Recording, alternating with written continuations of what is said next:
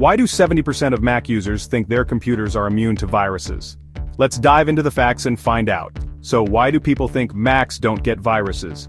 This myth dates back to the early days of Mac OS, when fewer users meant fewer targets for hackers. But times have changed, my friends.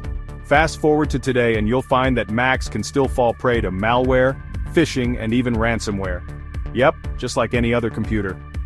Recent data shows an increase in malware attacks on Macs, and while Apple's built-in security is pretty solid, it's not bulletproof. Just ask any cybersecurity expert. So, how do you keep your Mac safe?